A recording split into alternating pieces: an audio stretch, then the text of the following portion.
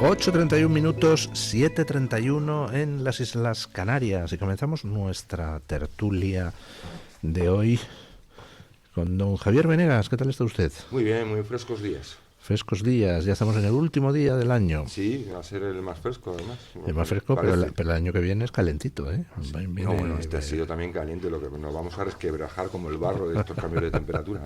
Bueno, ahora hablaremos de optimismos y pesimismos.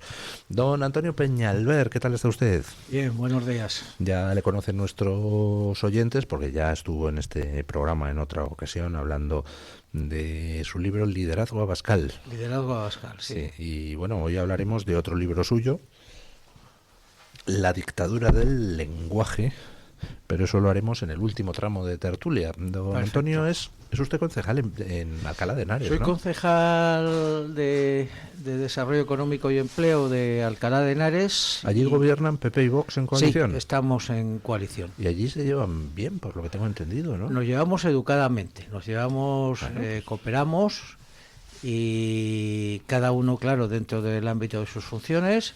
Tenemos nuestros más y nuestros menos, y estamos intentando hacer las políticas que consideramos adecuadas. Nunca es fácil, por supuesto, llegar a acuerdos. Todavía estamos con el presupuesto de 2026, pero sí vamos avanzando y trabajando pues en pos de los alcalaínos y en pos de los valores del partido. Don Julio Ariza, ¿qué tal está usted? Pero aquí es expectante, vamos a ver cómo acaba el año. Yo creo que bien, ¿no? Estamos viendo a un Pedro Sánchez que se cuartea, donde todo le sale mal ya. Hasta el alcalde de León, socialista, está pidiendo que se largue ya y que se convoque un congreso extraordinario.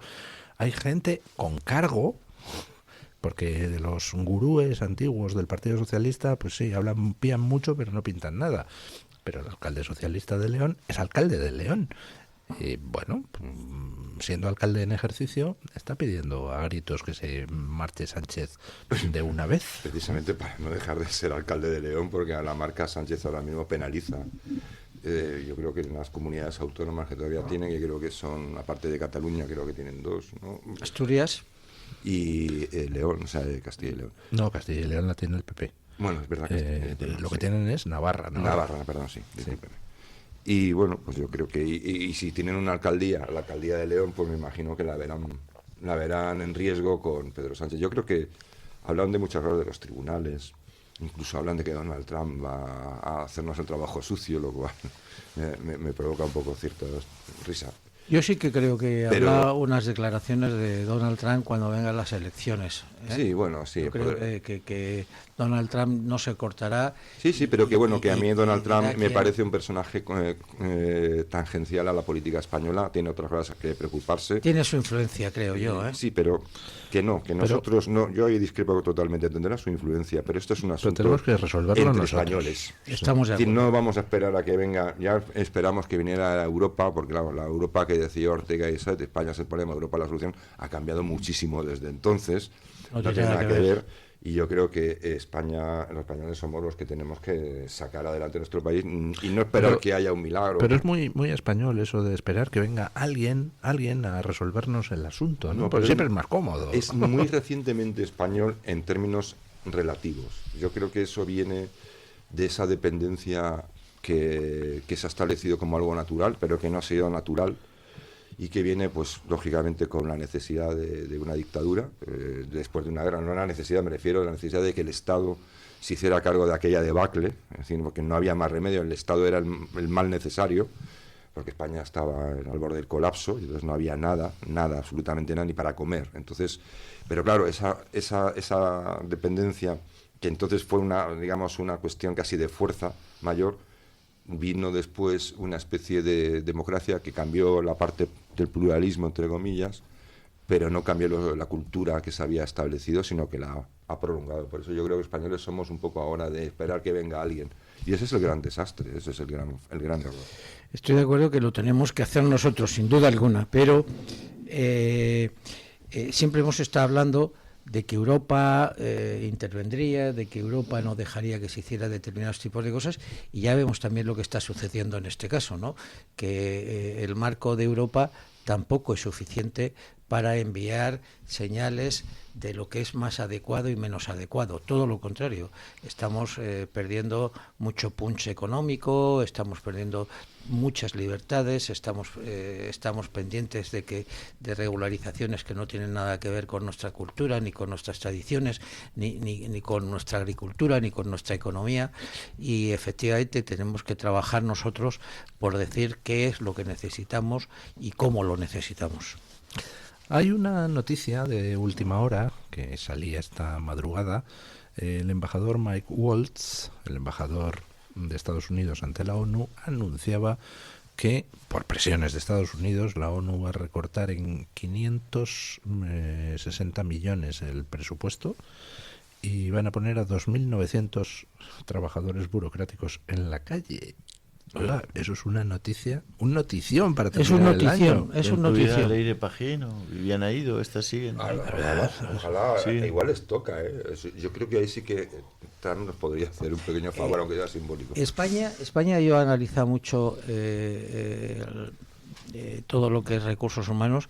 España tiene ese problema. España, evidentemente, hay sectores donde claramente no es así, pero España tiene ese problema. En determinados aspectos sobra ya funcionarios, ¿de acuerdo? Y ni con la ley de reposición hemos reducido el número de funcionarios que necesitamos, porque realmente estamos creciendo, y estamos creciendo en muchas áreas donde no son necesarias, sobre todo en las áreas administrativas. Todo lo que ha sido la automatización de la administración, que tiene que seguir creciendo porque va a un espacio muy lento, demuestra que sobra funcionarios en muchas yo creo, si me permite la corrección, más que funcionarios, lo que sobra es gente puesta a dedo en la administración. También. O empleados públicos de entidades que no saben muy bien qué hacen o que no hacen nada. Empresas públicas yo creo que hay Alejandro Nieto, calor. que usted lo conocerá, Alejandro Nieto, que es un hombre muy sabio, que desgraciadamente falleció hace ya algo más de un año, que escribió aquel libro maravilloso que es La organización del desgobierno. Sí. Él decía... El catedrático de Derecho a la Información. Sí, es un hombre... Sí, le conocí un hombre bien. muy experto. Extraordinario. Sí. Extraordinario, Ah. y además muy independiente, y eso que era... Él mismo era un funcionario y conocía muy bien la administración por dentro. Él nos desengañaba. Decía, es que pensamos que el Estado se organiza para funcionar. No, el Estado se organiza para que no funcione. Es decir, se organiza para que sea inescrutable, para que sea una especie de meandro de colocaciones infinito, ¿no? Él fue Entonces, rector de la Universidad de Navarra. Sí. Efectivamente, sí. Y este hombre además explicaba, bueno, él no, pero a colación de él sí han surgido muchas cosas. Por ejemplo, que en España se intentó, no recuerdo en qué legislatura, auditar el número de empresas públicas o participadas o mixtas, entidades, todo tipo de organismos dependientes del Estado. En torno a 800.000 empleados en ese área. Sí, bueno, pero yo voy a dar un dato que es una gran cantidad, que da que pensar, y es que ni siquiera la propia administración desde dentro fue capaz de saber exactamente cuántas entidades había. No se ha podido. De hecho, incluso usted puede hacer la prueba. Háblame de tú, por favor. Bueno, es que soy más joven que tú. En esta mesa se habla todo el Dejemos mundo de usted. un paréntesis. Un saludo al mejor fabricante de humus de España. Es un buen amigo. Pedro, de Murcia. Gracias a ellos, la industria textil avanza, las famosas cortinas de humus, ¿no? No, nada que ver con Pedro, No. Precisamente nada que ver con Pedro, el del humo, ¿no? Esos son garbancitos.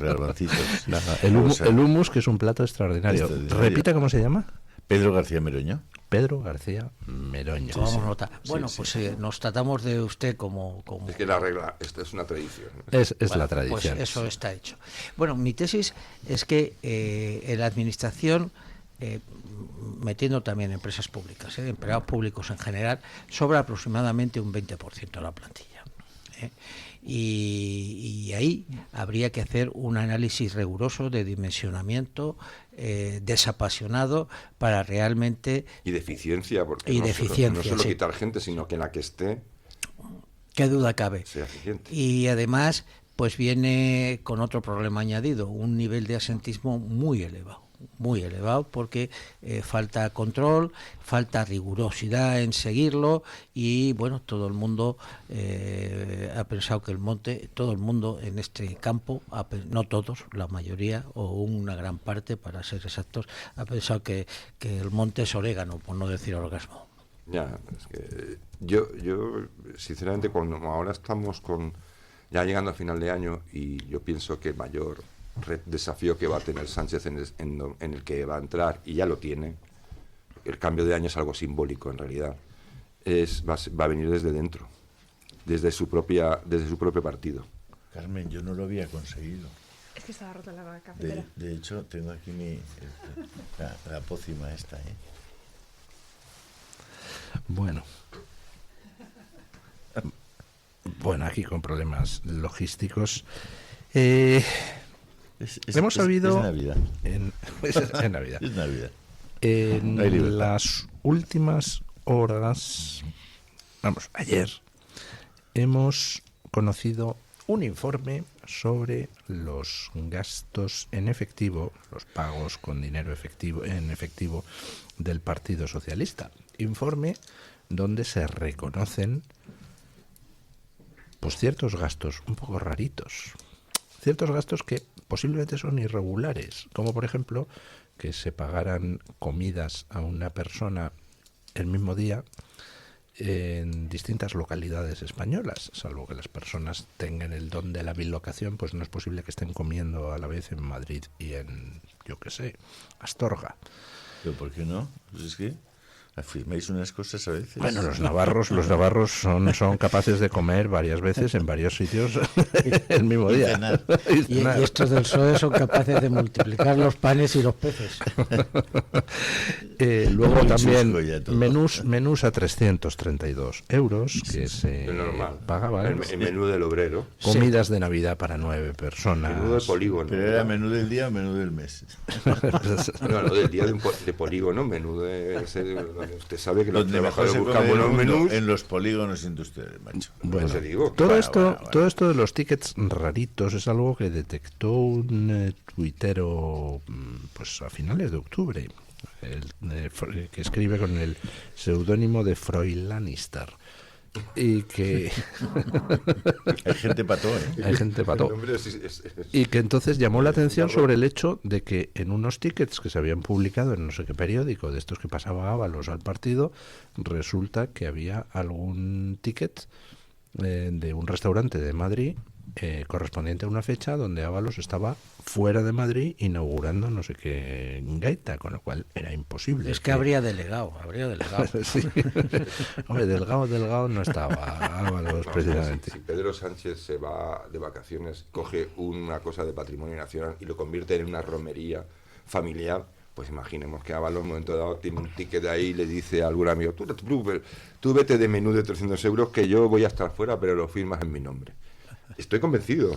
O más fácil, le dice a los amigos, oye, si recolectáis tickets por ahí, me los dais. Que... También, pues sí. Bueno, pues uno de 330 y tantos euros, vale, pues ya lo he recolectado. Claro. Bueno, eso de los tickets, créeme, Luis, tengo amplia experiencia y he tenido gentes a lo largo de mi vida que es que venía con tickets y me venía el director financiero y me decía, oye, trae 3 tickets del parking del aeropuerto del mismo día, de horas muy... Y es que los había recogido del suelo.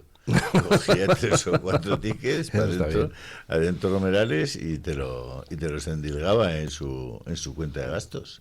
Los gastos son muy peligrosos. Es mucho mejor decir, oye, tienes tanto para esto, ya apáñate como quieras, porque como vayas con el tema de los tickets, hay una... A lo que vamos, que hay un informe que reconoce las irregularidades en los tickets, pero afirma que financiación ilegal no hay.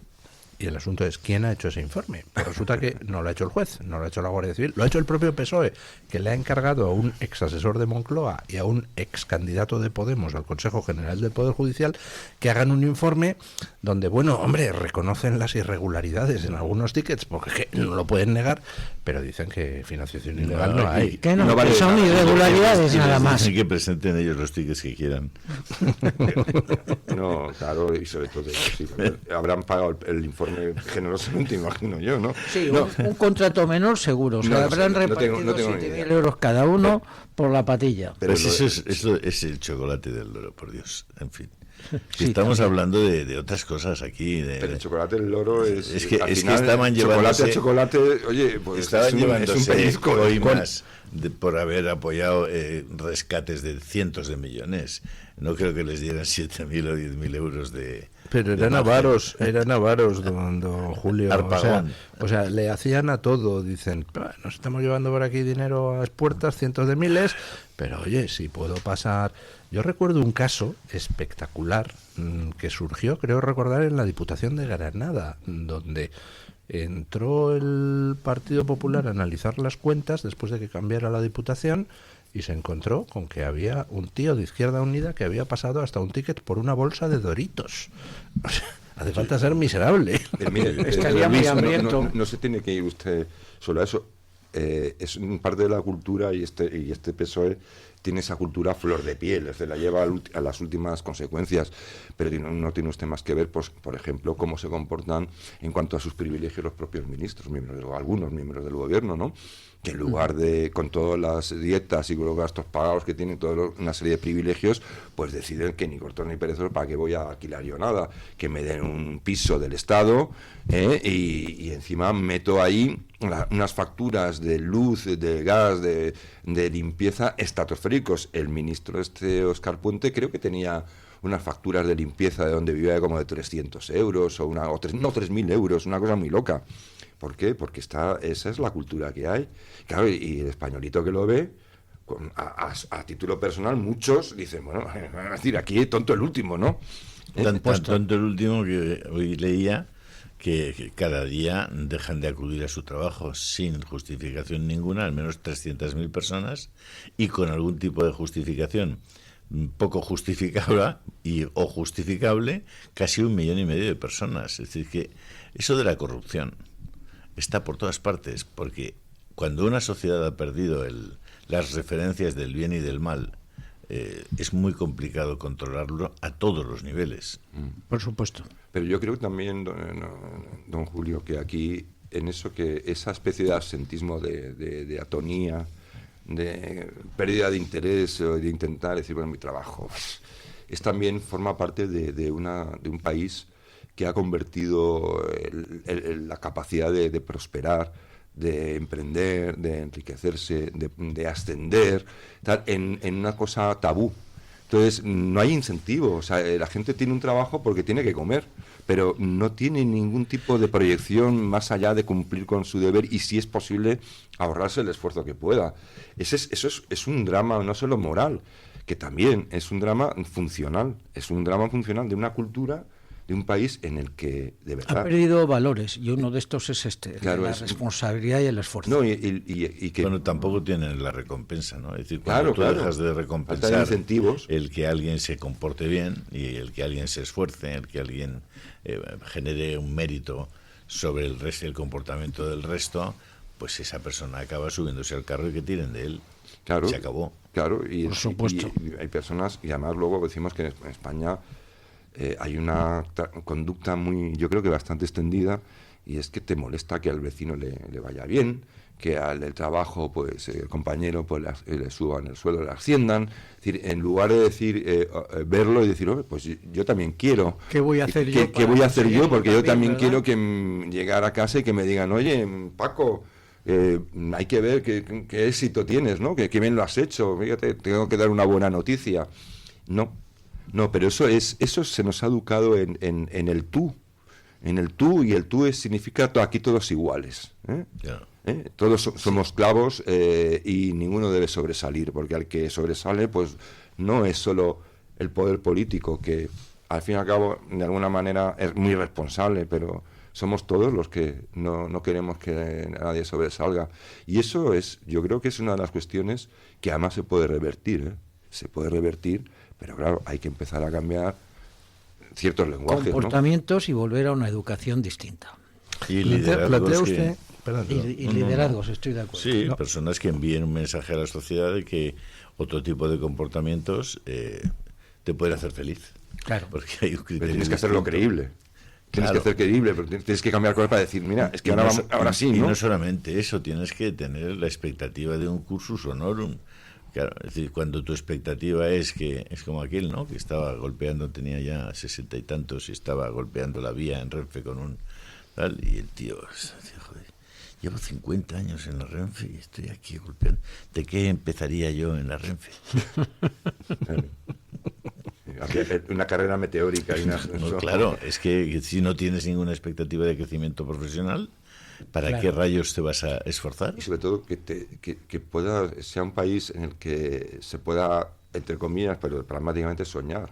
Eso Tener un es. proyecto y soñar que puedes llevarlo a cabo. Pero yo creo que va incluso más allá de eso. Es decir, alguien puede no tener perspectivas ni deseos de desarrollo profesional. Es decir, hay gente para la que el trabajo es simplemente una manera de llevar dinero a casa, pero su vida pues es su familia, sus amigos, divertirse, salir, Sí. y simplemente lo que quiere es un trabajo. Él da 8 horas al Mantenerse. día. Mantenerse. Entonces, y eso también es perfectamente legítimo. Pero claro, si tú a esa persona que lo que quiere es, yo doy un trabajo honrado, a cambio de eso me dan un dinero y luego yo me dedico a mi vida, porque mi vida no es el trabajo, si esa persona ve que el que tiene por encima lo acaba de poner el Partido Socialista y es un negao, Claro. que no hace nada y que además te ha colocado a 3 sobrinas al lado y no sé qué, pues esa persona dice, oye, ¿Para qué? ya no es porque yo no tenga perspectivas profesionales, porque no tengo ambiciones profesionales, pero simplemente si aquí hay una sobrina del tío inútil que han puesto arriba cobrando la misma pasta que yo por no hacer nada, pues oye, yo también me voy a Claro, rascar claro. la barriga, Se- ¿no? Claro. Se propaga como un virus ese Claro. tipo de De desaliento. todas maneras, don Luis,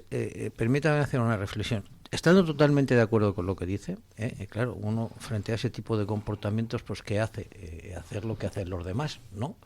Y tal.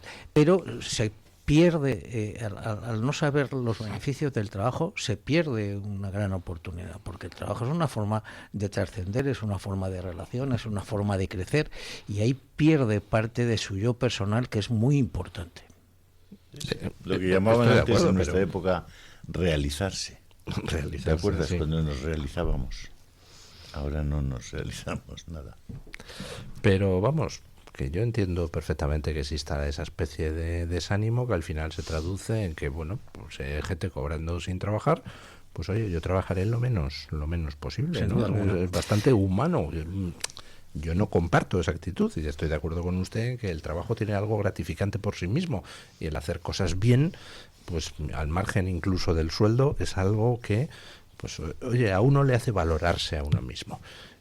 El trabajo ennoblece, claro. Pero entiendo perfectamente que haya personas para las que el trabajo es pues simplemente un aspecto menor de su vida, donde ellos simplemente dan unas horas a cambio de un Sí, y de un ahí sueldo. pasan a que no vienen 3 meses al año a trabajar, etcétera, etcétera. Desgraciadamente, ¿eh? Bueno, Volviendo al tema al del final asentismo. pues estamos en un círculo vicioso donde los que están arriba son unos golfos y entonces eso hace que entre la sociedad pues la Si se gente pudre vaya... la cabeza del pescado. Sí, mala cosa, ¿verdad? Con lo cual, pues lo que hay que hacer es cambiar a los golfos que están arriba. Y lo curioso es que las sociedades muy rápidamente asimilan esos cambios. Hay un amigo que me llamaba la atención hace tiempo sobre un periodo histórico que es el que va de 1475 de 1470 a 1492. Estás hablando de 20 y pico años. En 1470 pues tenías España dividida en 4 reinos, cada uno de los reinos inmerso en una guerra civil. Además, todos ellos guerra contra los musulmanes. Un follón de 3 pares de narices, nobles contra los reyes, villanos contra los nobles. Bah. Sin embargo, pues 25 años después estaban los reyes católicos, habían unificado España y España era primera potencia mundial. Y dices, ¿había cambiado la sociedad? No, eran los mismos. Los españoles no habían cambiado, simplemente tenían un buen gobierno. Tenían un buen gobierno que transmitía una buena visión, una buena orientación, que transmitía una forma de trabajar, que transmitía unos valores. Y hay una cosa muy importante, cuando uno ve ya un objetivo en el cual se puede sentir realizado, inmediatamente cambia sus comportamientos en pos del mismo. Por eso, en este bipartidismo que estamos viviendo en estos momentos, hace falta cambiar la situación para que realmente la sociedad española vuelva a ilusionarse y vuelva a alinearse en un tipo de cambio de sociedad que le haga ser más trabajadora, que le haga ser más fructífera, que la convivencia sea mucho mejor, que la gente trabaje por el desarrollo y el crecimiento de los demás. Que la gente perciba que el esfuerzo que hace tiene un objetivo y va a redundar en beneficio suyo y de los demás. Sí, porque yo preguntaría ahora, ¿conocemos el objetivo de esta sociedad? ¿Tenemos claro cuál es el legado que queremos dejar? ¿Para qué, no? Claro, ¿Para qué? claro, ¿para qué? No nos lo han transmitido, Pero no eso, nos lo han pero transmitido, eso ni no unos lo ni debe, otros. eso no lo debe transmitir la política. ¿Estás lo seguro? Seguro. Es una cuestión de la sociedad. La sociedad debe ser... El problema, yo lo vuelvo a decir, yo creo que más que una legislación positiva, de ponerse a legislar para, lo que hay que hacer es ver todas las legislaciones, todos los discursos políticos que permean además la sociedad o que encuentran altavoces financiados en supuestos medios independientes o medios que deberían dedicarse a otras cosas, o personas que comunican cosas que en realidad no son tan independientes como parecen. Yo creo que hay que hacer una deslegislación.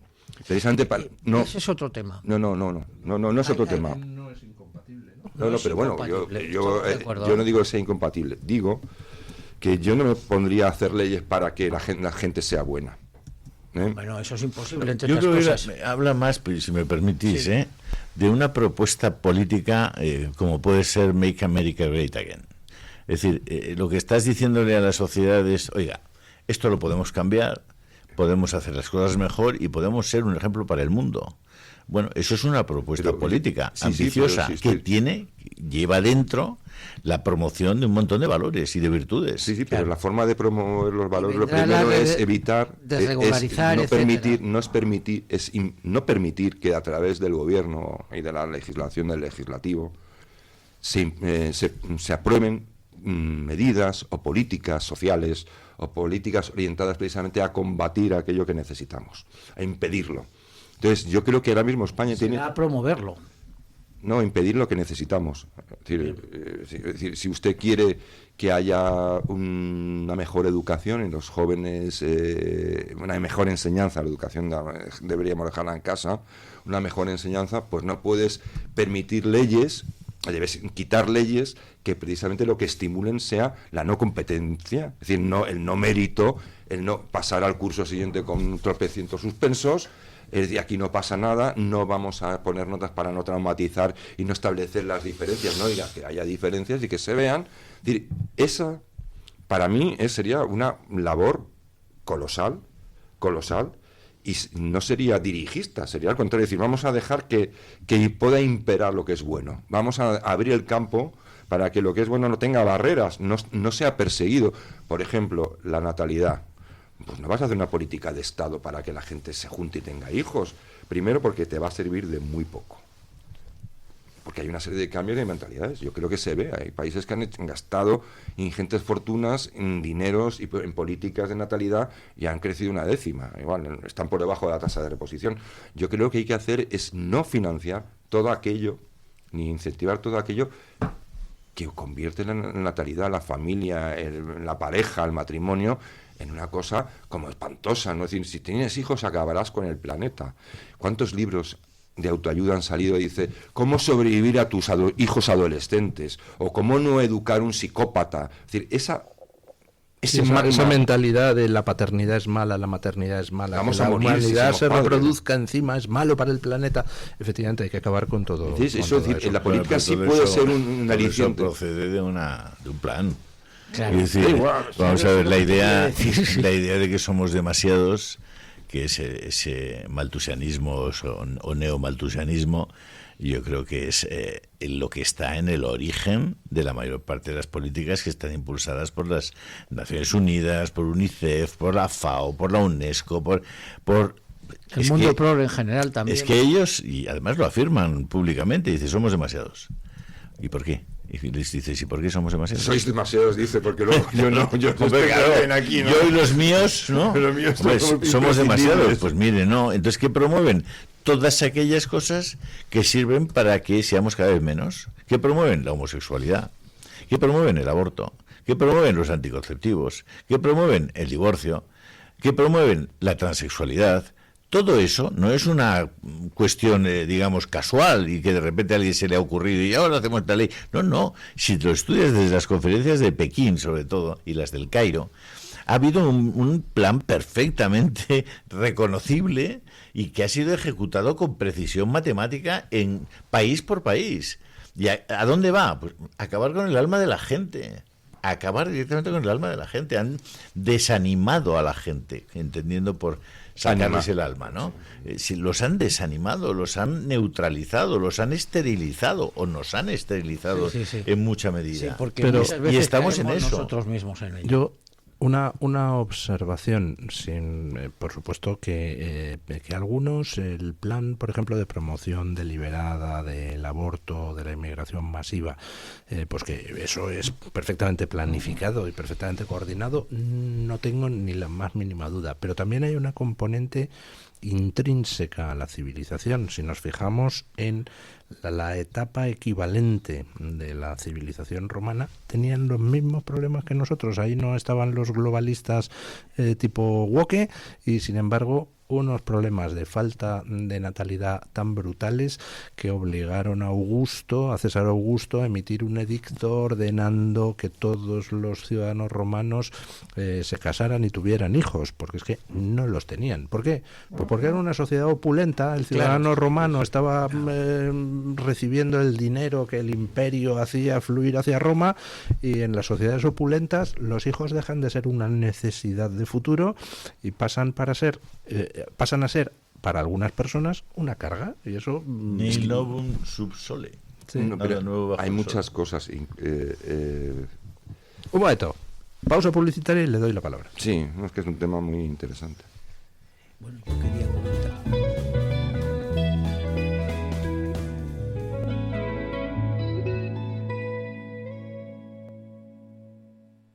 ¿Sabes que hay 30.000 muertes en España por infartos? ¿Sabes que por cada minuto transcurrido las posibilidades de sobrevivir disminuyen en un 10%? ¿Y sabes que una ambulancia de media tarda en llegar a nuestra casa entre 10 y 12 minutos, produciéndose 3 de cada 4 infartos en nuestro hogar? Por todo esto, nace el proyecto Protege tu Vida. Tu hogar cardioprotegido con el mejor desfibrilador y de fácil uso. Ponlo en tu casa. Pide información al teléfono 900-730-061.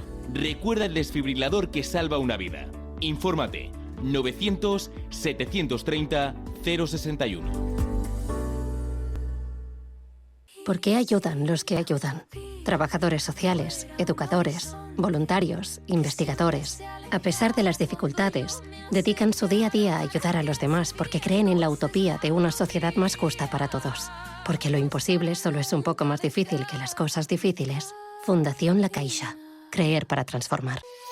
Escucha este programa cuando y donde quieras. No importa si te perdiste el directo, porque lo tienes completo en podcast. Encuéntranos en iVoox, Spotify, Amazon Music y Apple Podcasts. Radio Libertad, a un clic de distancia. Cuando depositas plástico, metal y bricks dentro del contenedor amarillo, facilitas su reciclaje en nuevos productos y mantienes limpia nuestra ciudad. Haz tu magia con el reciclaje. Colaboran Ecoembes y el Ayuntamiento de Madrid. Entre los primeros psiquiatras de España está el doctor Francisco de Linares Vivar. En el año 1935 fundó en Málaga el Hospital Psiquiátrico San Francisco de Asís. Desde entonces, en este centro se aplican las más modernas técnicas para curar al enfermo psiquiátrico. Llame al Hospital Psiquiátrico San Francisco de Asís al teléfono 952 20 14 64 o entre en la página web www.hospitalsanfrancisco.com. Ven a vivir la Navidad a Radio Libertad. Acompáñanos. Queremos vivirlo contigo. Tú eres nuestro mejor regalo. ¡Feliz Navidad!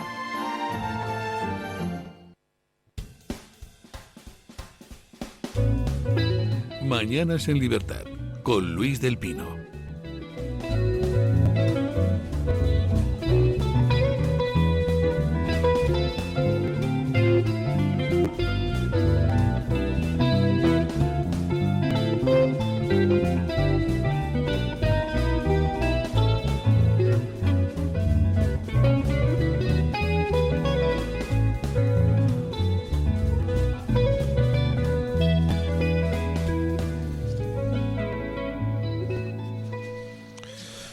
Bueno, se ha producido un hecho curioso que, bueno, a mí la verdad es que me llena de satisfacción, porque veo que...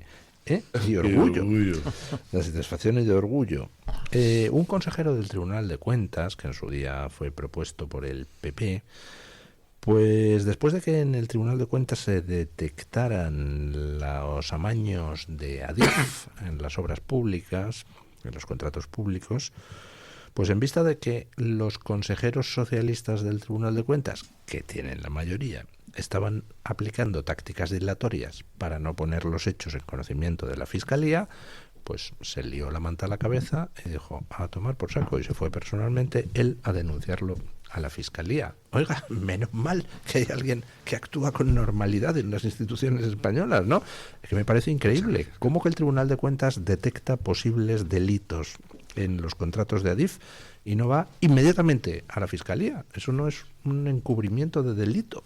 Claro, es que esa es la ley del silencio, ¿no? O sea, la ley de hierro y la ley del silencio, las dos juntas cooperando. Es algo que, bueno, yo tengo algunos buenos amigos, entre ellos una excelente amiga. Eso es una dejación de responsabilidad. Sí, un momentito. No, tengo una buena amiga, varios amigos, y entre ellos una buena amiga que es de la administración pública, que es de Vox, que me parece una persona de lo más competente, y precisamente te comenta lo angustioso que es que ese tipo de conductas normales, que no son heroicas, son normales, bueno, a veces se vuelven heroicas porque el panorama es el que es, dice, son cada vez menos comunes. Dice, el problema no solo es lo que hacen los políticos, sino la falta de gallardía o de responsabilidad de los que están ahí. Esa dejación de responsabilidades que tú comentas roza el delito, si no lo es por omisión, ¿de acuerdo? Porque su obligación es precisamente poner el dedo en la llaga y decir, mire, está sucediendo esto aquí, vamos a perseguirlo, vamos a ver qué realmente es lo que está sucediendo. Pero es que esas mujeres, perdón, ya termino, don Julio, es que claro, esta persona me comentaba que es que incluso, que además esto es lo más grave, es que ya no hablamos del gobierno ni de un ministro, sino que esas conductas, desde, por ejemplo, desde los propios alcaldes o alcaldías, se incentivan. Es decir, se incentiva que, por ejemplo, el interventor no haga su trabajo.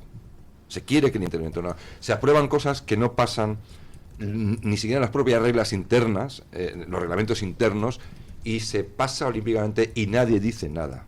Igual hay alguna mosca cojonera, con perdón, como esta persona, que es una excelente persona, que está todo el día, pero que ya no puede combatir en una conducta que es una especie de torbellino generalizado y que los propios principales responsables incentivan. A mí cuando me explicó todo eso, que yo ya me temía muchas cosas, porque he visto cosas que ponen los pelos de punta, pero claro, ese nivel de propagación de ese tipo de actitudes me dejó bastante preocupado, y yo creo que los españoles no lo saben hasta ese punto, y deberían saberlo. Sin duda, es así. Bueno, ¿qué les parece a ustedes la noticia que nos llega de Dinamarca, que Correos va a dejar de repartir cartas? Bueno, ya ocurrió en otros países europeos. ¿Sí? Sí, no recuerdo exactamente, pero he visto que ya algunas compañías dejan de enviar compañías de correos tradicionales, van a dejar de manejar el papel carta, los sobres y los sellos. Sí, la digitalización está llegando hasta ese punto, lo que pasa es que tiene que adecuarse a la realidad digital de la sociedad, ¿no? Entonces, que a nosotros no nos llegue ninguna comunicación por escrito, pues seguramente no nos supone ningún problema porque todos tenemos correo electrónico y lo hemos dado para que nos lo envíen. El problema es, pensando en nuestros padres, en los mayores, que realmente esa brecha digital existe con ellos y es algo complicado. Por lo tanto, yo creo que lo irán haciendo paulatinamente, pero es un hecho. Es un hecho contra el cual es difícil luchar y a lo mejor es innecesario. Lo único que pasa es que hay que acompasarlo con la realidad cultural y con la realidad digital que tiene la sociedad. Aparte que lo digital permite muchas trampas, también de cara a la administración, sobre todo, hacer como que notificar, no notificar nada y llegar con el siguiente procedimiento. Ocurre a menudo. En cambio, si la obligación de recibir un correo físico, tú puedes demostrar que no se ha recibido, que no se ha emitido, que no hay nada, porque eso lleva a un registro de salida que pasa por correos, pasa por tal. Bueno, digitalmente es así, un correo sabe cuándo ha llegado y tienes la hora de entrada. Sí, pero la administración utiliza el desmadre digital que tiene la propia administración, es un desmadre de tamaño catedral, o sea, sin duda alguna. Y utiliza muchas veces para hacer como que ha percibido, ha hecho un procedimiento cuando no lo ha hecho. ¿Cómo va a poder notificar la administración a tanta gente mayor que no utiliza redes, no tiene correo electrónico? Es decir, ¿a esa gente cómo la notifica algo? A través del móvil.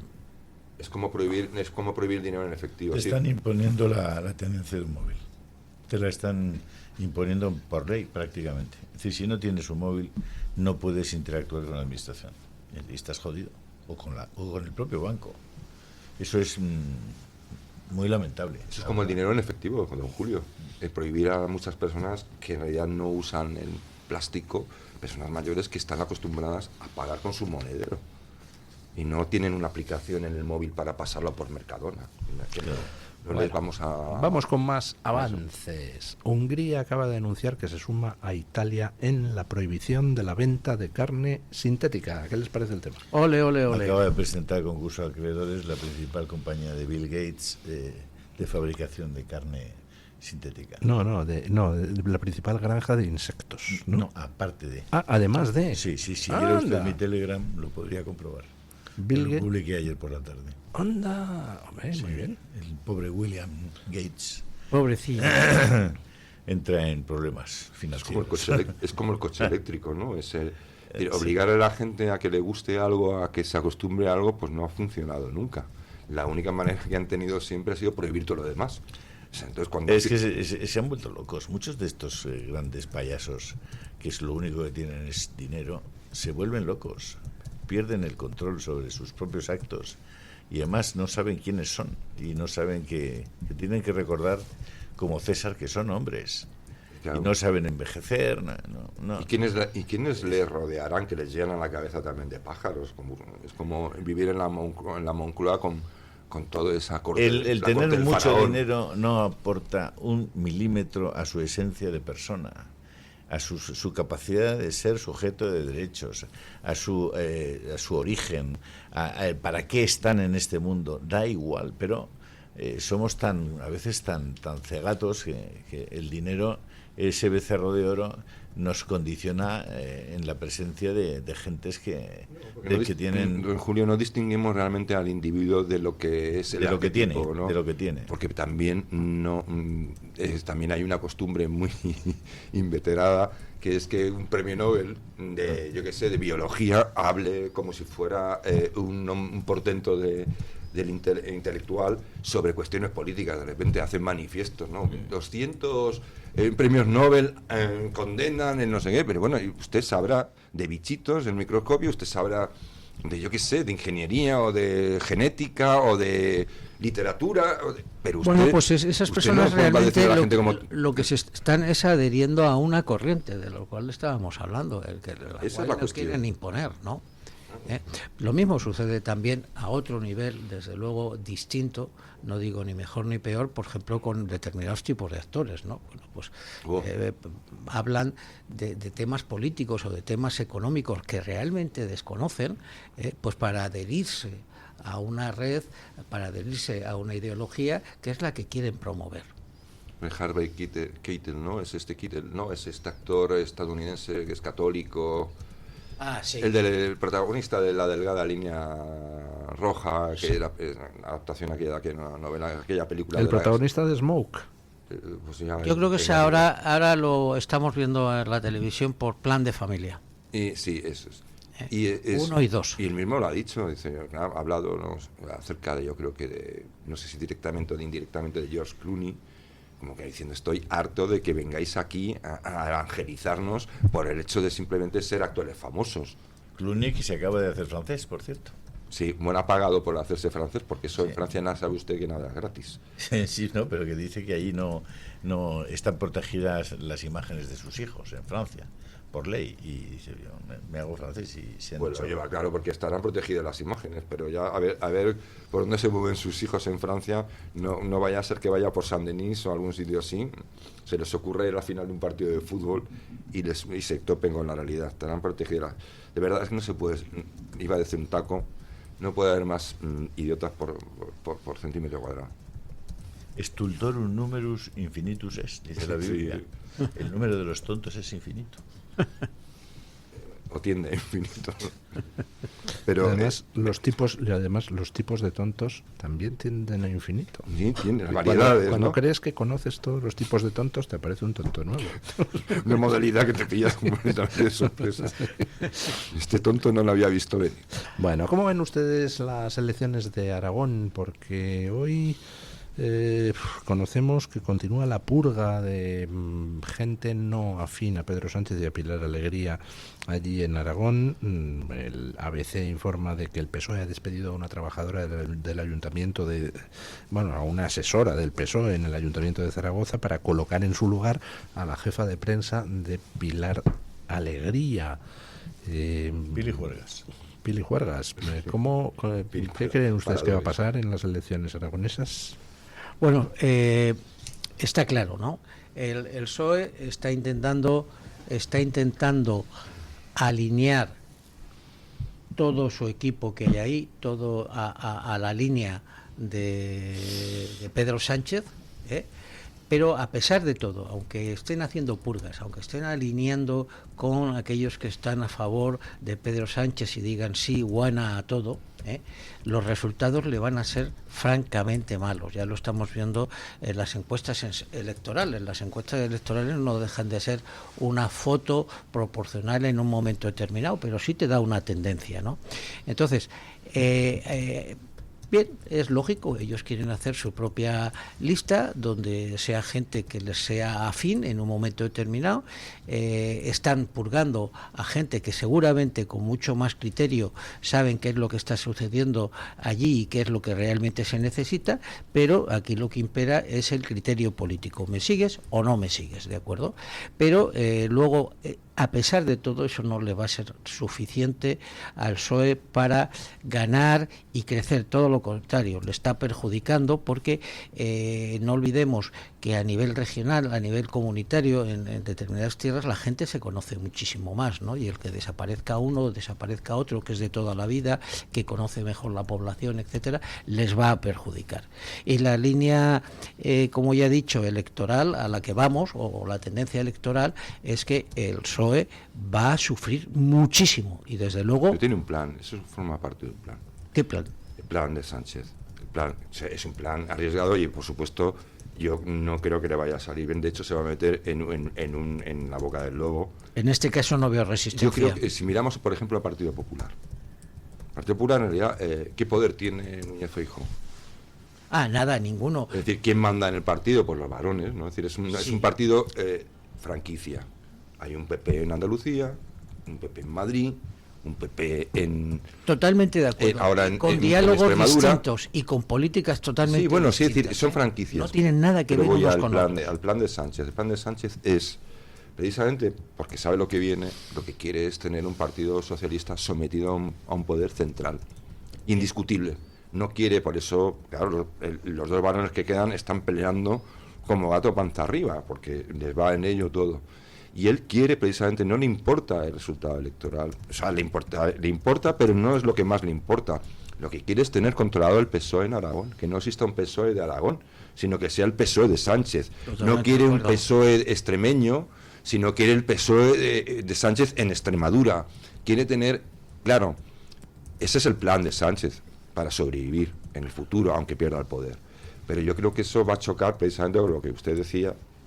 Yo creo que, Javier, perdóname, que en realidad los políticos españoles están padeciendo una de las consecuencias de no poder hacer cosas a medio y largo plazo. Es decir, las elecciones cada 4 años están muy bien, pero te condicionan el que no puedas establecer planes, pues como hacían los comunistas con los famosos planes quinquenales, o como han hecho los chinos, el caso que decía Antonio, ¿no?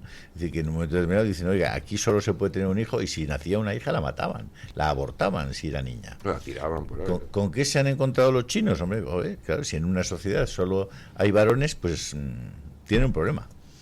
Tienen un problema. Muchos de los varones... Hay bofetadas por las chinas. Sí. Claro, muchos de los varones, pues se van a quedar a veces santos, claro. No, pero a mí y además no va a haber...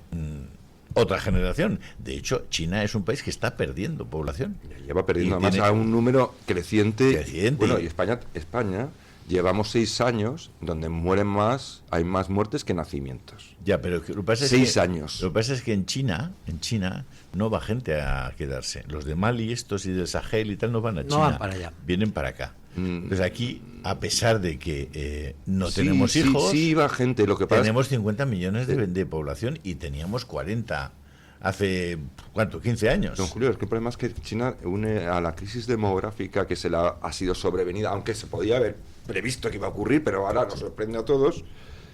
Se le junta una crisis económica de unas dimensiones brutal, colosales. pero como consecuencia de esa política. Como porque no tiene tasa de reposición y por lo tanto no puede crecer, y ahora hay una pirámide no solo por eso, sino más porque abajo que no puede sostener la el centralización del poder demás. que ha llevado adelante Xi Jinping, porque aunque parezca mentira, China tenía un poder más descentralizado de lo que pueda parecer. Los gobiernos regionales allí tenían bastante poder, tenían su propio presupuesto. Llega Xi Jinping, le da eso, lo manda a freír puñetas, centraliza los presupuestos. Ocurre como aquí, que dependen de las transferencias del gobierno central. Cómo intentan salir las regiones adelante en su mantenimiento de infraestructuras y tal, si el gobierno no les es propicio, pues metiéndose en el sector inmobiliario, vendiendo, abriendo terrenos y tal. Burbuja inmobiliaria, que es una broma la que pasamos nosotros con la que están pasando. Javier, estamos como mi abuela, nos estamos yendo por los cerros de Úbeda. No, estamos yendo Estábamos en Pedro Sánchez y las elecciones. Bueno, usted se ha sacado el tema de China, yo le estoy completamente... ya lo sabía. Yo no... Oye, China, don Javier, y vamos, como es un experto. Además, pero yo creo que hay una corriente de... Vamos a ver, por una parte, los españoles, como muchos pueblos en Occidente, están enfrentándose a un baño de realidad brutal. Y es que están viviendo ya las consecuencias de las políticas mal enfocadas, sobre todo en los temas de inmigración, en los temas de planificación de los servicios públicos y en otras cuestiones también morales, están sufriendo los efectos de eso. Y esos efectos ya son muy difíciles de limitar, porque están ahí y la gente pues lo sufre en su barrio, lo sufre en su comunidad de propietarios, lo sufre cuando va a un centro de salud, lo sufre cuando su hijo va al colegio, y eso está ya, forma parte del hecho de que la gente esté cambiando su voto y tenga una percepción diferente de la realidad, porque la realidad ha cambiado, pero es Julio, un poco pero como los vientos usted alisios. Está diciendo una verdad, pero yo le voy a decir, y yo lo intentaba explicar al principio, la gran revolución pendiente, bueno, como somos conservadores tampoco nos gustan las revoluciones, somos gente de orden, ¿no? Pero sí de avanzar y de cambiar. La gran revolución pendiente, y lo vuelvo a decir, es los 90 años de una mentalidad ovejuna, de que al final tenemos muchos problemas, nos quejamos mucho, pero alguien tiene que venir a decirnos, a darnos el plan, a hacernos nuestra agenda.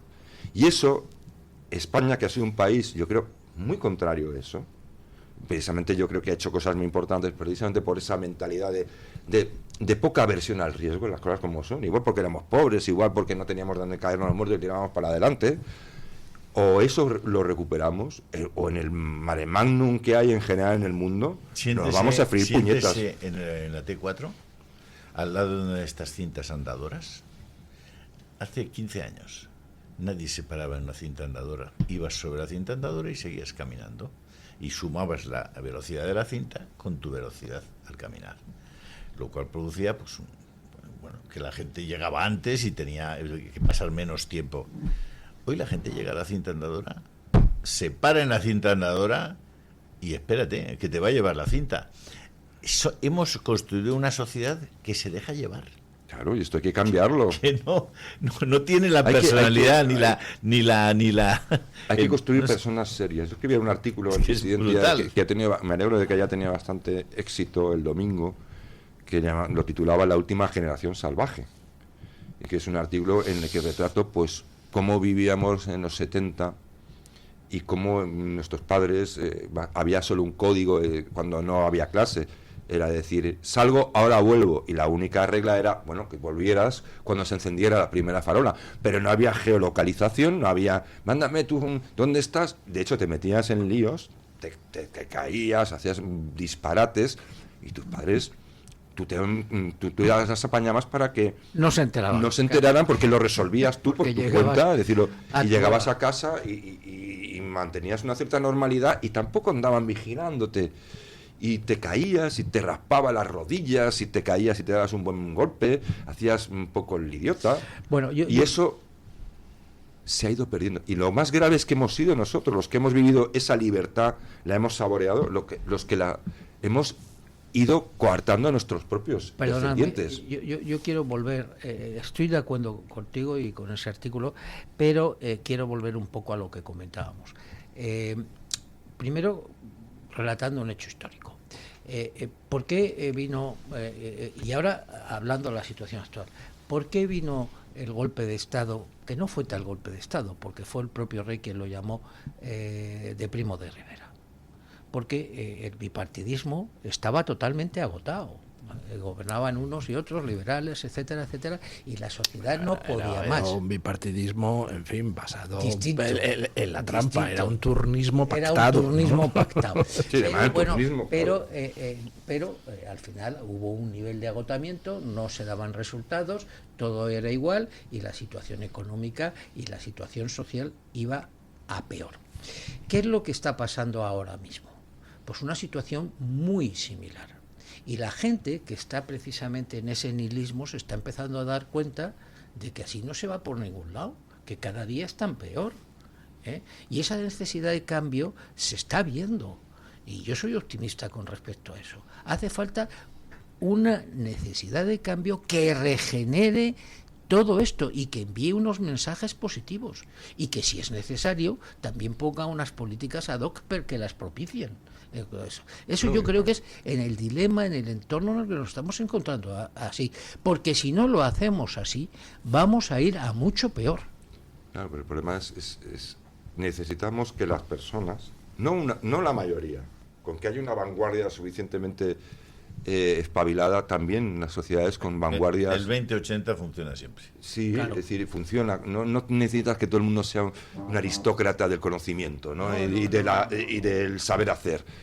Hombre, que sea gente decente, a ser posible, que no robe, que no mate. La teoría de las élites llevada a su máximo extremo, que tampoco es así. No, pero llamar las élites, siempre va a haber élites.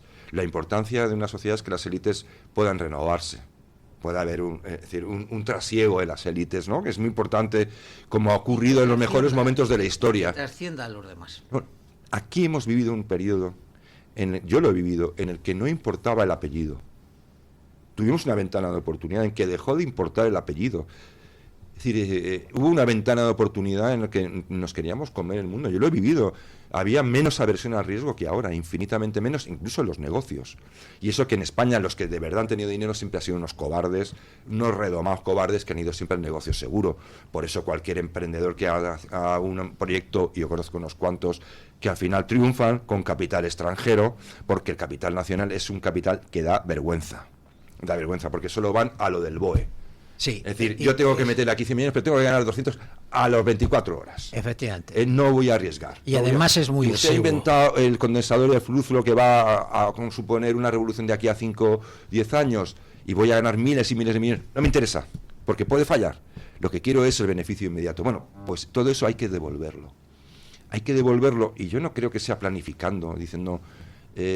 yo creo que es precisamente quitando todo el escombro, la escombrera que hay en medio, toda la basura, todo el detritus que hay, lenguaje negativo, ese peyorativo, ese de mirar, tener que hablar de emprendedores porque decir empresario ya es algo que da asco, ¿no? Está lleno de connotaciones negativas. Algo habrá hecho para ser empresario, algo malo habrá hecho. Que pague. Y eso los jóvenes, muchos jóvenes, no todos, una buena parte de jóvenes, eso sí lo ven, eso sí lo están viendo. A eso me refiero. Yo ahí quiero... Fijaros que ahí en ese espejo de la iniciativa privada, el principio de subsidiariedad, todos esos asuntos, fijaos que existe una figura como es el cooperativismo. Las leyes de Rochdale, las cooperativas son una fórmula, desde mi punto de vista, muy interesante de cooperación, de encuentro entre, depende si es una cooperativa de productores o de vendedores o de tal, para que se pongan de acuerdo y trabajen conjuntamente buscando un objetivo común que luego se reparte y se comparte. ¿Dónde están las cooperativas ahora? Son muy pocas. Tenemos ejemplos muy honrosos, pero realmente ese movimiento... ¿Por qué Zara no llega a ser lo que es y no hay una cooperativa que llegue a ser lo que es Zara? ¿Por qué las grandes compañías son de una familia, de una persona, que es el impulsor, el que se deja los bigotes, porque el encuentro entre productores es muy complejo de gestionar? Está muy impedido. Está muy impedido. O sea, yo cuando alguna vez fui a una universidad que iban a hablar de los casos de éxito como Zara y algo así, claro, yo digo, no tenéis que explicar el caso de éxito, tenéis que explicar por qué. ¿Por qué solo tenemos esos casos de éxito? Yo creo que esa sería la conferencia del $1.000.000. Esa sería la gran conferencia. Lo ha apuntado usted a la solución antes, en el sentido de que hay diferencias sociales claras entre, por ejemplo, Estados Unidos y España. En Estados Unidos el éxito se ve como algo admirable. El que tiene éxito puede hablar de su éxito y ha ganado $70 millones con esta empresa que acabo de crear, y la gente llena sus conferencias y le aplaude y dice, yo quiero ser como él. Mientras que aquí en España, yo quiero lo que él tiene. Yo quiero ser funcionario. Sí, dice, uy, ha ganado $70 millones montando una empresa textil. A saber a quién se lo habrá robado. Seguro que maltrata a sus trabajadores, seguro que el gobierno no sé qué. Si me permite, don Luis, en las trolas que viene a continuación, que hace un daño tremendo, por ejemplo con Mercadona.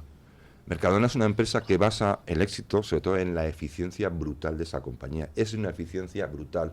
Porque diga lo que digan los rojillos, sí, que no saben ni qué es una empresa, el margen operativo de Mercadona yo no sé si llegará al 3%. No, menos, 2 y pico. Sí, exacto, no llega. Imagínese usted qué eficiente tiene que ser una empresa para que con ese margen tan escaso dé no solo rendimientos extraordinarios, sino que además permita que aquellos que trabajan en esa empresa reciban bonus y recompensas por la productividad porque una buena empresa... Déjeme terminar, porque ahora viene, es que esto me preocupa. No, si es que igual me alargo un poco, usted me puedo interrumpir, pero aquí quiero decir algo muy importante. Hablando del famoso alcalde nuevo de Nueva York, Mamdani. Llega y aquí también lo dicen, en la izquierda, vamos a hacer supermercados públicos. Son absolutamente idiotas o algo peor, o imbéciles. Porque si un negocio como el de Mercadona obtiene solo un rendimiento del 2,5, siendo súper eficiente, ¿cuánto cree usted que un mercado público que tiene que manejar esos márgenes puede ahorrar en la cesta de la compra a un comprador el 2%? ¡Qué gran idea! Usted ahora vamos a montar un Mercadona público para ahorrar el 2%. Pero además es que no lo va a ahorrar. No lo va a ganar, un 50% más va a costar. Exacto, y al final no va a ser ni de lejos tan eficiente como Mercadona, va a ir a pérdidas. Esas pérdidas las va a pagar los impositores, los contribuyentes. Es que ese es el objetivo, que usted y este señor con sus impuestos paguen lo que vayan a comprar esos neoyorquinos. Qué fácil es, Juan Luis, poner los números en una cuenta tan sencilla delante de una persona y decirle, mire, esto es el margen. Monte usted el público y como mucho le va a abaratar el precio de la compra un 1,8%. Pero yo te y aseguro, además no va a ser así. Te aseguro que los cerriles progresistas de estas corrientes comunistas te lo van a negar, aunque sepan que es evidente. Quiero en esto incluir una morcilla, pero que viene al caso. Yo he sido profesor de la Universidad de Alcalá 20 años en recursos humanos y liderazgo. Hace muy poco renuncié a mi plaza, ¿de acuerdo? Entonces, hace 10 años escribí un libro, Liderazgo y Negocio, entrevistando a 20 directores de recursos humanos de empresas nacionales y multinacionales de éxito. Y la clave del éxito de estas organizaciones, como las que hemos comentado, está en 3 cosas. Una, en conseguir resultados de negocio. Si no hay resultados de negocio, no hay nada que hacer. Se acabó. Obvio. Otro, una gran eficiencia operativa que va ligada a la innovación. Y otro, saber centrarse en las personas, porque el compromiso y la motivación de las personas contribuye a los resultados de negocio. Esa es la clave. Hacemos una pausa publicitaria. Capital humano, que en realidad es el individuo en última instancia el que aporta un valor. Hacemos una pausa publicitaria y nos vamos a hablar un poco del último libro que ha sacado usted.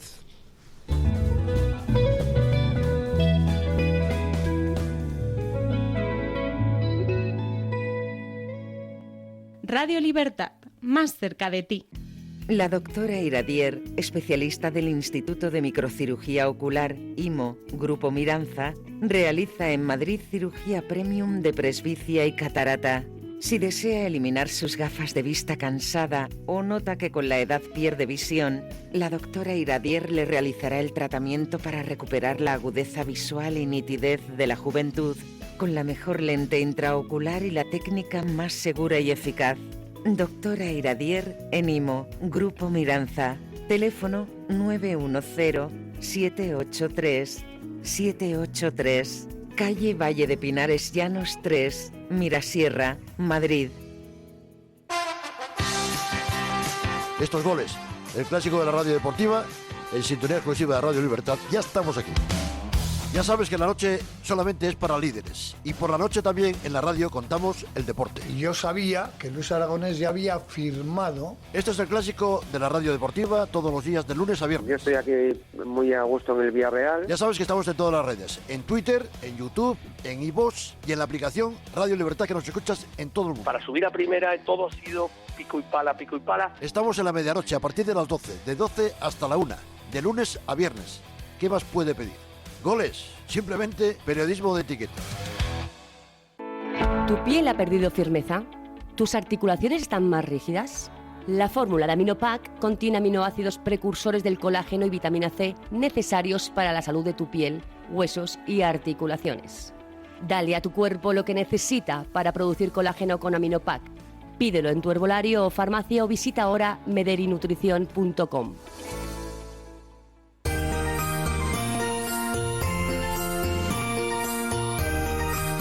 Vive la magia de la Navidad en Radio Libertad.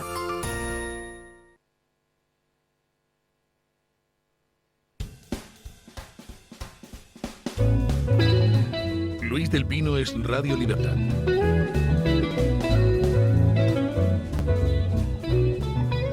Bueno, pues tengo conmigo este libro de don Antonio Peñalver que se titula La dictadura del lenguaje. El caballo de Troya de Occidente, la lengua como arma de guerra, que cuando lo vi pues me recordó a un libro que yo compré en mi juventud, allá por el año de la polca, en 1988, del filósofo López Quintás, que se llamaba Estrategia del lenguaje y manipulación del hombre, y donde precisamente reflexionaba sobre cómo el lenguaje, pues hombre, es un arma de ingeniería social, es un arma de manipulación de la gente, y a lo largo de estos últimos años lo hemos podido vivir en carne propia con una crudeza terrible, ¿no?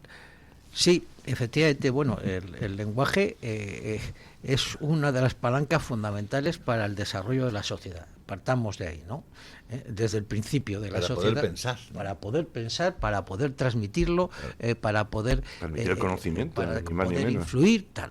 Y desde el principio también era un arma de poder, es decir, bueno, los egipcios utilizaban el lenguaje ¿para qué? Para contar las bondades de sus faraones y lo que estaban haciendo, y eso ha sido así hasta la actualidad.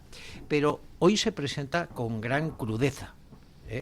Estas corrientes que están surgiendo al principio del siglo XXI que estamos viviendo, como el progresismo, con el wokismo ligado, ambas cosas es igual, todo el tema del globalismo, el agendismo, etcétera, trae un lenguaje nuevo que trata de deconstruir aquellos valores, aquellos principios de la sociedad occidental en la que vivimos, que nos guste o no nos guste, tantos éxitos nos ha dado, aunque también algunos fracasos y algunas dificultades. Entonces, este lenguaje que se está tratando de imponer, a base de introducir nuevas palabras, a base de introducir y de cambiar el contenido de otras, lo que está haciendo es hacer que se deconstruya la sociedad actual para imponernos una sociedad distinta que en el fondo se basa en dos principios, en su materialismo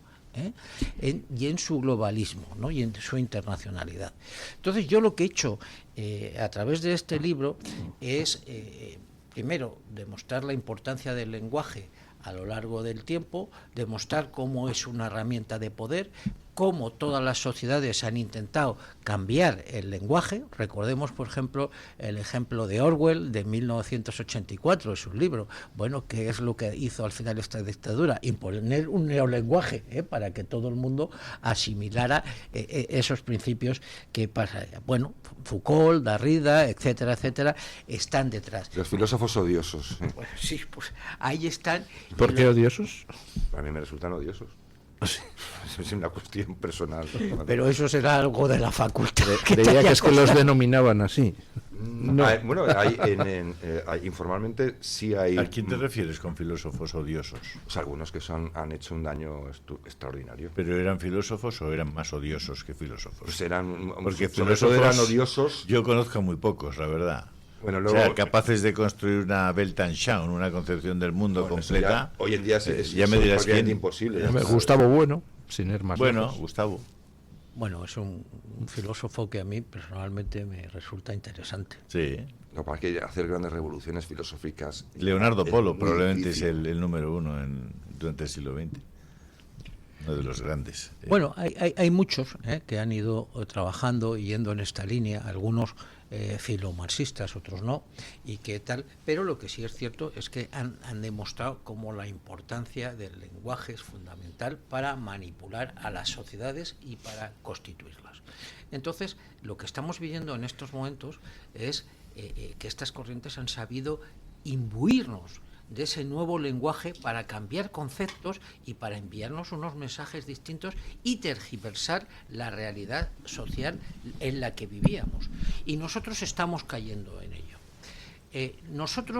Yo lo que he hecho ha sido identificar 168 términos de este nuevo lenguaje, donde o bien se cambian palabras, conceptos de palabras, o bien donde se introducen nuevas palabras y en las que muchos de nosotros estamos cambiando.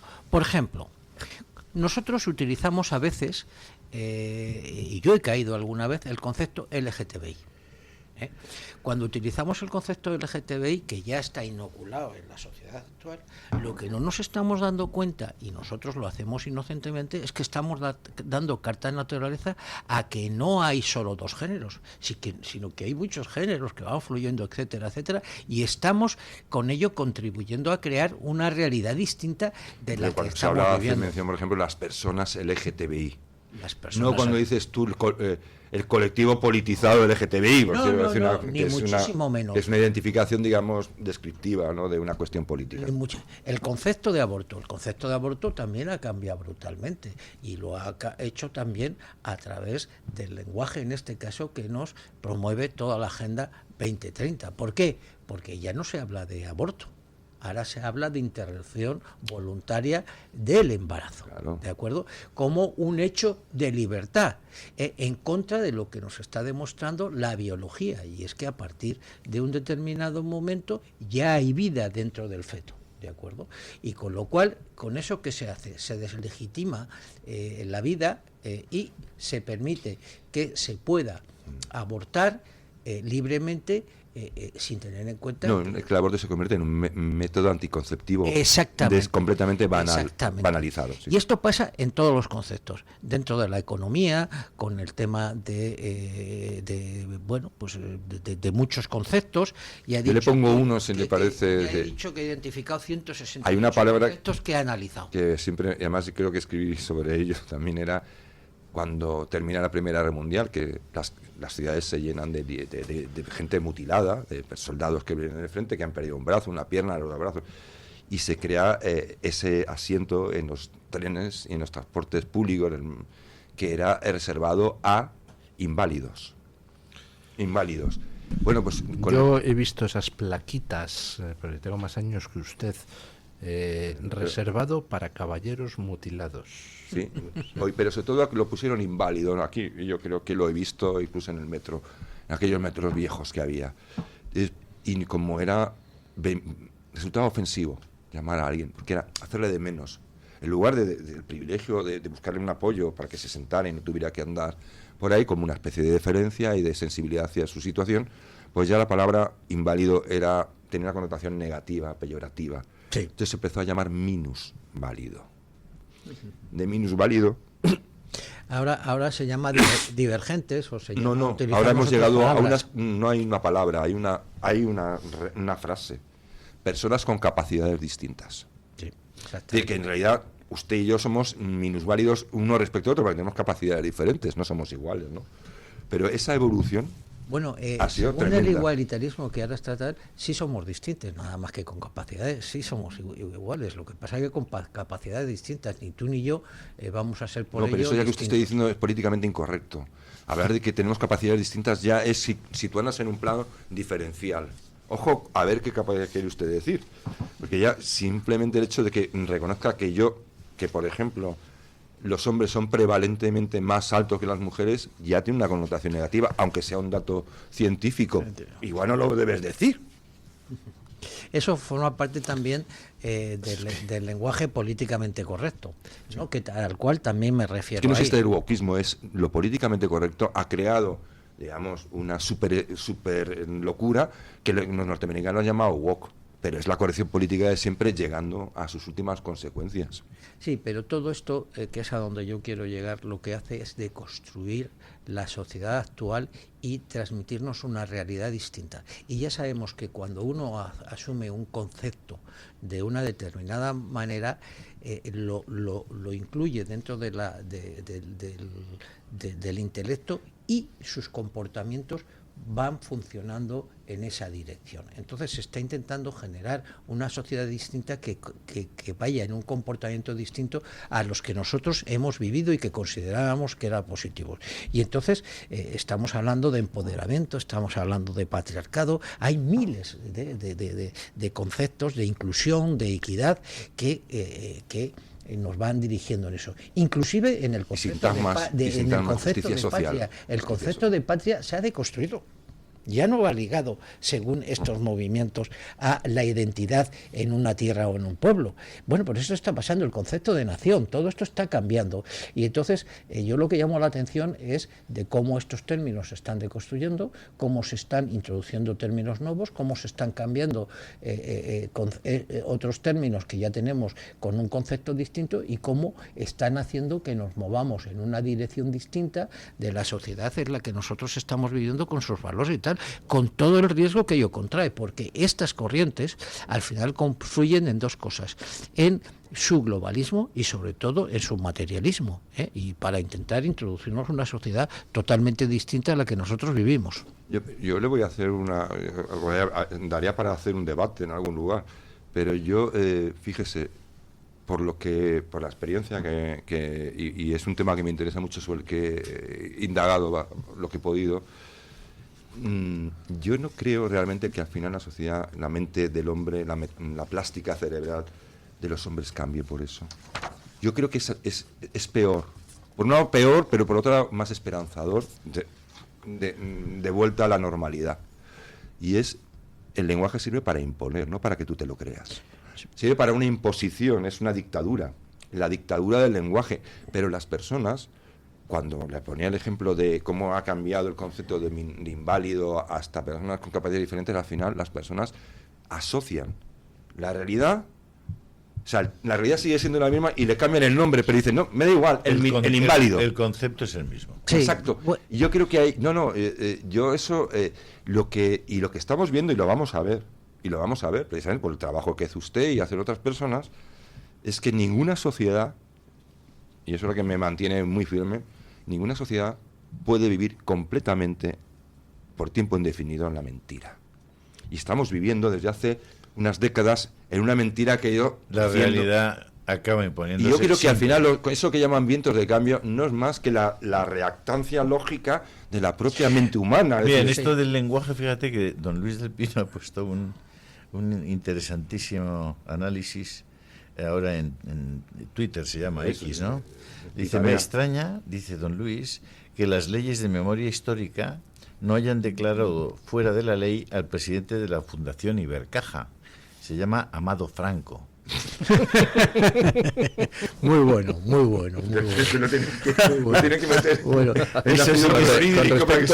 respecto a lo que estaban ustedes diciendo de que se intenta cambiar las palabras para que sean políticamente correctas, pero luego al final con eso no se consigue nada, lo tenemos, por ejemplo, en una palabra de uso común, el retrete.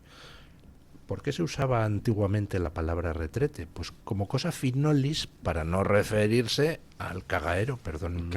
Pero viene del francés, yo creo, eso viene de retraite, viene el retiro. De retirarse. Sí, se retiras a un cuarto, entonces pues los finolis decían, me voy al retrete. Pero ¿qué pasa con esa palabra? Que como esa palabra designa una realidad, pues hombre, de la que no nos gusta hablar abiertamente, lo que sea natural, pues entonces la palabra un eufemismo. La palabra retrete, que era un eufemismo finolis, pues al final termina siendo una palabra malsonante y nadie dice, me voy al retrete, me da la comida. No se puede vaciar de sus nadie se piensa, al utilizar la palabra retrete, el lenguaje es nadie como se imagina que el que se dio retrete se iba a filosofar. El lenguaje es como la piel, es decir, si yo no tuviera piel y fuera cristal, estarías viendo mi corazón hacer así y preferirías mirar a otra parte, ¿no? Es decir, cómo se mueven mis arterias, mis riñones. El lenguaje, sin duda alguna, va evolucionando, eso no nos quepa la menor duda. Lo que pasa es que es una herramienta de control. Y estas corrientes ideológicas con las que estamos en estos momentos luchando y tal, y entran dentro de la batalla cultural, lo que están intentando es crear una nueva realidad distinta que esté en línea con su nueva ideología, ¿de acuerdo? Aquello que no se pueda decir, no se pueda pensar, pero eso es imposible. Y lo que tenemos que saber es que si creemos en esta sociedad actual, en los valores que tiene y en sus beneficios, tenemos que dar la batalla cultural. ¿Y cómo lo tenemos que hacer? Uno, con el derecho a la disidencia. No tenemos que perder el miedo a tener pensamiento crítico y a disentir. Y otro, a luchar, lo estamos viendo en estos momentos en la sociedad actual, a luchar contra todo esta falta de crítica, esta demolición del lenguaje que nos están produciendo. Pues eso, también hay que tener cuidado hablando del lenguaje, no convertir la palabra, el globalismo, en una especie de comodín que sirve para todo, porque eso también es wokismo inverso. Si todo es globalismo, luego nada es globalismo. Bueno, analizo claramente lo que es el globalismo. Cada vez que lo oigo yo creo que muere algún gatito en alguna parte. Y también lo identifico de forma distinta, aunque coinciden en muchos aspectos, de lo que es el wokismo. Y por último, para acabar, porque no quiero ser un peñazo, dentro del propio libro hablo de las herramientas que están utilizando estas corrientes para introducirnos ese lenguaje. Que aparte de las leyes, como lo estamos viendo, etcétera, tenemos todo lo que es el entretenimiento, todo lo que son lo que son pues todas estas redes sociales, todas estas plataformas. Tenemos la educación, que se ha convertido en una manera de inocularnos dentro de la educación estos principios y estos valores distintos de los anteriores, etcétera, y todo esto está influyendo mucho. Las propias empresas, en algunos de esos casos, se han sumado a este carro. Hombre. ¿De acuerdo? Y todo esto pues va decalando, va introduciéndose y nos va manipulando. Lo que se ve es que aquí en esta casa, a partir de enero, no sé, lo habíamos comentado. Está prohibido decir. En vez de llamarnos de usted, bro. Bro. Sí. Bro. ¿Qué tal, bro? ¿Cómo va la cosa, bro? Bueno, ya me lo dice a mí mi hijo, yo ya estoy acostumbrado. Y llegas yo me siento con dos amigos de 60, 70 en una terraza y viene una chiquita venezolana y dice, ¿qué, chicos? ¿Qué vais a tomar? Digo, ¿qué nos está pasando? Yo encantado. No, tampoco hay que exagerar, porque nosotros nos llamamos tronco. Usted me dirá qué puñetas es tronco, ¿no? Pero tronco, ¿qué pasa tronco, no? Sí. Sí. Nosotros decíamos chaval, éramos ahí en Navarra. Yo le decía que no soy chaval, lo que pasa es que estoy muy lejos.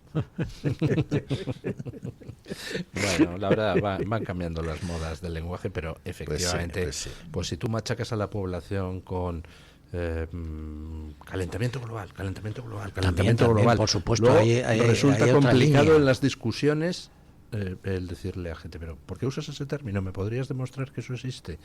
Y claro, por supuesto no pueden, pero ya lo han inoculado en la mente de todo el mundo. El calentamiento global ahora está en su contenido, lo que está llevando es a que va a venir prácticamente se van a abrir los cielos, no vamos a poder producir, etcétera, etcétera, y se producen políticas en ese sentido manipuladoras y que además inclusive van en contra de las necesidades de la sociedad. Le voy a dar una palabra que le sirve y que es el decrecentismo. Pues mira, esa no la he identificado. Pues esa está causando furor, ¿y sabe dónde? En las universidades europeas.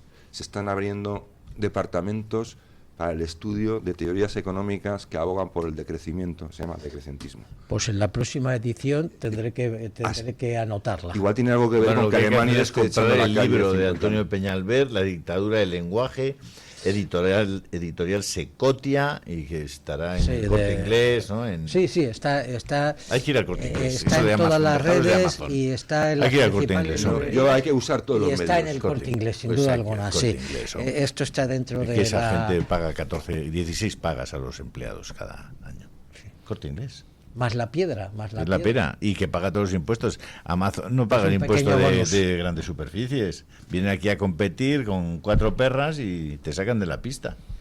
Y tú llevas toda la vida. ¿Y por qué existe un impuesto de grandes superficies? Pues son grandes las superficies. Porque los ayuntamientos necesitan. Pero acaba de poner usted un ejemplo extraordinario. Están radicadas en un territorio, y bueno, pues eso. Entonces no habría que meterse con Amazon, habría que meterse con los berzas que se dedican a poner palos en las ruedas a los otros. El problema son las leyes laborales, que a los que llevan más tiempo, tienen más experiencia, han generado más empleo, son más serios y tal, llega un tío de fuera y... Pero también le digo, don Julio, que yo lo he vivido porque conocí un poquito con Corte Inglés, con la posición tan estupenda que tuvo el Corte Inglés cuando vino la época de la digitalización. Si hubiese espabilado, se hubiese convertido en un Amazon, pero está intentando competir, pero sin éxito, realmente. Pero tarde mal. Yo compro a través de la tarjeta. Bueno, y ojalá lo consiga. Yo tengo un gran cariño también al Corte Inglés, pero le está costando mucho, y además, aunque está mejorando, y yo invito a que lo hagan, pues efectivamente en contra de lo que es Amazon, otras, pero le está costando mucho. Bueno, ese cambio le está costando. Yo no creo que es lógico, porque no es lo mismo empezar a contratar chavales de 20, 25 años que son expertos en nuevas tecnologías y tal, que tener personas de 60 años que llevan toda la vida allí. ¿Y qué haces con ellos? Están sufriendo la consecuencia de la adaptación al cambio. Estamos de acuerdo. Claro, pero entonces ¿qué haces? Tú como empresa tendrá que reconocerte la sociedad que has hecho y estás haciendo un esfuerzo, ¿no? En vez de... No sé, es claro, para la sociedad es muy fácil decir, no, ya en Amazon, que está bien. Además, oiga, mire, vamos a ver, compórtese un poco solidariamente. Le voy a llevar a contar a Julio, a pesar de que... No le dejes. No le dejo ahora. Fin del tiempo, 10 segundos, venga. No, simplemente decir que yo creo que hay una intrahistoria ahí, es que el Corte Inglés, que ha sido una marca, y es una marca para mí, a la que tengo un cariño enorme, por muchas razones, además, creo que también es un paradigma de cómo debemos espabilar, porque podíamos haberlo hecho y se puede hacer, y no hay que echar a todo el mundo a la calle. Hay periodos de transición y se pueden proyectar y se puede hacer una estrategia. Doña Carmen Carbonell, ha llegado su turno, es decir, el de los oyentes. Eso es lo que le iba a decir, que no es el mío, es la voz de la audiencia, que es la más soberana. Oyentes y espectadores, me recuerdan algunos. Y espectadores. Porque además nos ven a través del streaming de Twitter, el streaming de YouTube, el Toro Televisión, bueno, lo que es la TDT, diferentes canales de distribución de televisión, en fin. Y no solo nos escuchan y nos ven, sino que además nos observan y nos analizan y les gusta a algunos lo que decimos. Eso es lo más importante. Sobre todo lo que dice usted. Y sabe que también nos dicen algunos comentarios que son muy, muy juiciosos y añaden diferentes temas de debate que a veces nos encontramos en el chat, pues que abren diferentes vías que nosotros pues posteriormente analizamos. Pero hoy concretamente nos invadía ese espíritu navideño tan bonito y preguntábamos por dónde iban a celebrar nuestros oyentes la cena de fin de año. Ya lo hicimos en Navidad, les preguntamos por la comida de Navidad, dónde la celebraban, y nosotros proponíamos 4 opciones. La primera en mi casa, la segunda en casa de un familiar, la tercera en casa de un amigo y la cuarta en un restaurante. Vamos a comparar, de hecho, las 2 opciones, lo que pasaba en Navidad con lo que pasaba en fin de año, para ver si cambian de hábitos nuestros oyentes. Y de momento va ganando la opción de que se celebra en casa, o sea que hay muchas personas que hacen de anfitriones para sí mismos o a veces pues para otras personas, ¿no? Que a mí me parece una auténtica gesta la de hacer de anfitrión una noche como hoy. Yo de hecho le doy las gracias a mi cuñada Carolina, que nos acoge esta noche en su casa. Si todo va bien, crucemos los dedos. Están los precios de los restaurantes esta noche como para ir al restaurante. Es mucho mejor ir a casa de Carolina. Sí, yo recomiendo a la gente. Cuidado con esa admite invitados. Por favor, que ponga la dirección. Sí, como ocurría en California, que se iban los padres, convocaban una fiesta en casa y llegaba toda California a la fiesta. Carolina Noya, que vive en Alcobendas, en la calle. No, voy a dejar esto en el anonimato para que no se llegue a colapsar esa casa. Para meterse y sacar. Exacto, para que busquen por allí. Están los precios del cordero y del marisco. Como te está escuchando Carolina, está de los nervios. A ver, está de los nervios. Que termine ya esta fase. Rápido. Venga, siguiente opción. Hay gente que la segunda opción más votada que pues eso lo pasa en casa de un familiar, como era mi caso, un 33% de los encuestados, 3 de cada 10. Hay un 3% que lo pasa en casa de un amigo y en un restaurante un 4%. Fíjense qué interesante esto que dice don Julio, porque en Navidad había un 5% que lo pasaba en un restaurante, así que hemos perdido un 1% quizás por lo extremadamente caro que están pues los precios. O sea, más o menos los resultados son parecidos. Pues muy parecidos. Fíjese, don Luis, en casa lo celebraba un 58% en cuanto a la Navidad, la comida de Navidad. En casa de un familiar un 36%. En casa de un amigo un 1%. La Navidad sí que es verdad que es una cosa como más familiar, de un entorno más cercano. Aquí en este caso, pues en casa de amigos es un 3%, pero ya ven ustedes que es un margen muy pequeñito. Si me permite un apunte, pero yo estoy descubriendo, porque ya hay tanto divorcio y hay tantos hombres que al final viven solos, que estoy descubriendo que muchos amigos que no tienen, que incluso les han quitado hasta los hijos, lo que hacen es quedar entre ellos para cenar. Como diría, estamos hablando del lenguaje, Felipe González diría que son 2 cosas bastante idénticas.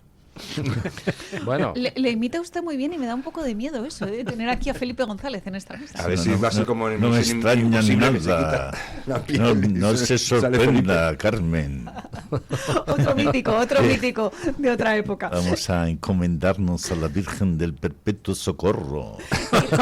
Y luego nos recomendaba alguno de los productos de su corporación, ¿no? De Eclesa, de Dule, etcétera. O se ponía el disfraz de Superman, don Julio. No vaya usted por ese camino. No se preocupe. Me gustaría. Yo solo me gusta Batman. Pedir disculpas a uno de nuestros oyentes más fieles, porque en la encuesta de hoy pues no ha podido votar. Ah, ¿no? Vaya. No, porque no come ni en su casa, ni en casa de un amigo, ni en casa de un familiar. Está a dieta. Ni en casa de un restaurante. Es José Luis Ábalos, que come en Soto del Real y no cae en ninguna de las categorías. Pobrecillo. José Luis, pues nada. José Luis, ¿cómo estará sufriendo la fresca que está cayendo? Pues enviamos yo por lo menos un abrazo a todos los que están presos en las cárceles. Porque algunas de las prisiones, por ejemplo en Soto del Real, esta televisión y esta radio son las más vistas entre los presos de allí y bueno, creo que hay que acordarse de ellos porque son personas. No, ¿qué va? No, pero que nos ven y nos oyen. Es una estrategia de marketing peculiar. Sí. La emisora más oída entre la delincuencia española. Exactamente. Por eso, ahora entiendo por qué quiere cambiar a Bro. Lo de esta semana, para mí lo mejor ha sido la señora esa que nos decía que ella escuchaba todas las mañanas a Luis del Olmo. Y le dice, señora, se ha confundido usted de árbol. Es otro árbol, es Luis del Pino, pero no pasa nada, que árboles hay muchos. Bueno, voy con los comentarios, si os parece. Bueno. Respecto a lo que hacen nuestros oyentes en estas fechas, en Twitter, Oya Villar nos dice que no puede votar tampoco porque su opción es reunión con los amigos y campanadas junto a su iglesia. Y luego van a jugar a juegos de mesa y tener buena conversación, una opción también muy recomendable. Rosita Fortuny, por ejemplo, nos dice que ha subido al Pirineo sola con su perro y que lo hace porque necesita desconectar. Hay mucha gente que estas fechas las pasa en la montaña y también es muy bonito. Alguien que se hace llamar en Twitter Fake Troll dice que en casa, que hay que ahorrar, que es verdad que la cuesta de enero, en fin, luego es empinada. En las publicaciones de YouTube, Marina Salobreña dice que no lo piensa celebrar porque es una costumbre absurda. Y termino con un comentario de Abel Javi Guti 10, que nos desea a todos que tengamos un buen año, un feliz término de la Navidad, que es lo que siempre se desea, y añade, y más este año que parece ser que con el recorte de barba y de pelo de Don Luis se verá cumplido. No sé si lo dice por el famoso refrán de cuando veas las barbas de tu vecino pelar, pon las tuyas a remojar. Pónganlas a remojar. ¿O por qué? Bueno, muchas gracias, doña Carmen. Muchísimas gracias. Recordemos los datos del libro Antonio Peñalver, La dictadura del lenguaje, editorial Secotia. Gracias, don Julio Ariza, y gracias, don Javier Venegas. Es pasiva. Y vamos a pausa publicitaria y encaramos el final del programa.